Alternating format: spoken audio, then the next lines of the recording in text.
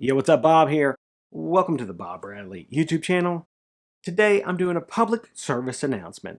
The fine folks over at Resonance Records sent over a little record for me. Thanks, Ev. I'm talking about Cinnamon Flower, the expanded edition from the Charlie Rouse band. Yes, band, Cinnamon Flower.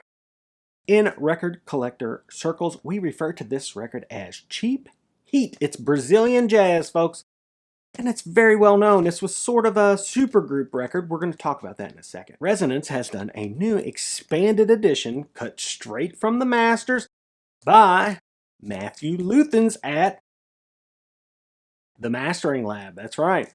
It's cut at Levanilist.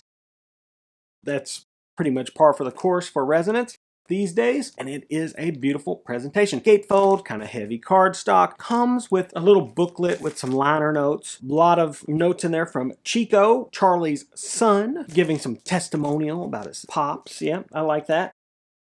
We have a little hype here. Pretty nice package. There are only 1,000 of these pressed, so get one right away. Here's the deal. So Charlie and band, Ron Carter is involved here. They go into the studio, they record this beautiful Brazilian jazz record. They turn it in. Alan Douglas steps in and says, I got an idea. We're going to update the sound a little bit, bring in some extra players, make it a super group. We're going to bring in Bernard Purdy, to play drums. A lot of synthesizers were added. Still, very cool sounding record, but I understand where Alan's head was at the time. It brought some heat onto the record. It made it more marketable, etc., etc. That said, also made it somewhat dated sounding, and it might have been the thing that needed to be done at the time to sell the record, but in hindsight, probably not the best idea, right? That said, if you want a perfectly mastered and perfectly pressed copy of the original record, that's what disc 1 is. It is the original record, exactly as it was recorded, from the masters, pressed very nicely on these custom Resonance labels. Yeah, very nice. But what we're interested in, really, is disc 2.